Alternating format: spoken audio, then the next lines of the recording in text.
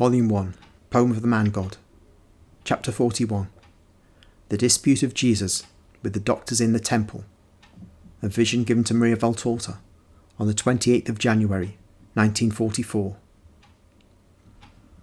I see Jesus. He is an adolescent.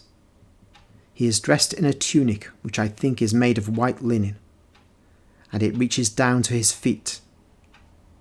Over it, he is wearing a pale red rectangular piece of cloth. He is bareheaded. His long hair reaches down to half his ears, and it is somewhat darker in hue than when I saw him as a child. He is a strong boy and very tall for his age, which is still relatively young, as is obvious from his countenance. I'll just interrupt there. Just note this is given January 1944, 11 months before the visions that I've just described, which is the preparation for Jesus going to Jerusalem, and then Jesus' examination in the temple itself for his coming of age. So she's seeing Jesus before all this in this vision. So she's describing him again. It's not that she's suddenly forgetting what she saw in the last chapter. As I said before, these chapters are not given in order many times. It's only when Jesus instructs her where to put the chapters that everything flows like a seamless garment. Resuming. He looks at me smiling and stretches his hands towards me. But his smile is already like the one I see in him when he is a man, mild, but rather serious. He is by himself. I do not see anything else for the time being. He is leaning against a low wall on a minor road, which is all uphill and downhill, littered with stones, and has a ditch in the middle, which in bad weather must turn into a rivulet. But at present it is dry, because the day is lovely. Again a brief pause. You'll notice there, for although this is a vision of what actually happened 2,000 years ago, Jesus in this vision looks at Maria Valtorta, stretches his hands towards her. That would not have happened 2,000 years ago because she was not yet born. It shows that in these visions, Jesus can manipulate the events themselves, or manipulate the appearance of the events which he's presenting to a person. There's one other instance I can remember of this. It's the instance of the widow's mite before the widow appears and puts her little pennies in the box in the temple. Jesus is leaning against a pillar and he looks directly at Maria Valtorta. Again, that would not have happened 2,000 years ago because she did not exist then. But it's worth noting.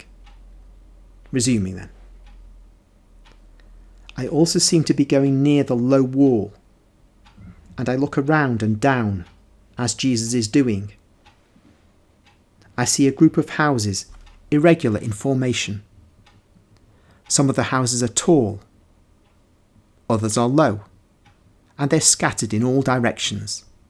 They look like a handful of little white stones thrown down on dark soil.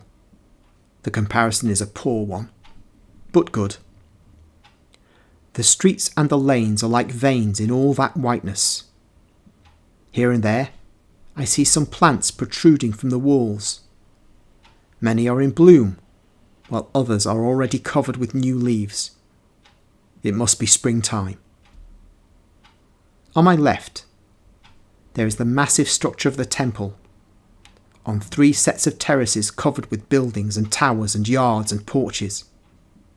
In the centre, the highest, most solemn and rich building rises with its round domes, which shine in the sun as if they were covered with copper or gold. It is all enclosed by an embattled wall, the merlons of which are like those of a stronghold. A tower, higher than the others, built over a rather narrow climbing road, commands a clear view of the huge building. It looks like a stern sentry, just a pause. This statement that the temple has domes, I read somewhere that this is not true, and it suggests that Maria Valtorta was not really seeing what happened, but is describing from her own imagination. But I think it's Tissot or some late 19th century painter who painted the temple, and there seemed to be pyramidal domes. Domes, I should say, pyramidal caps on the towers. So that's not where Maria Valtorta is getting it from.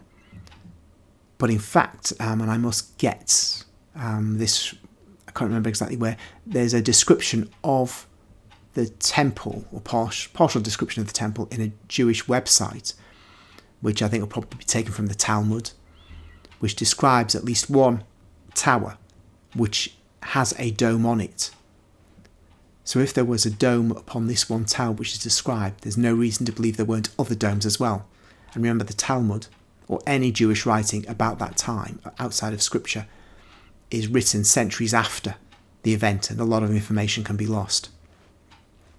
But certainly the reference to domes does not at all give a reason to doubt the veracity of Maria Valtorta's visions.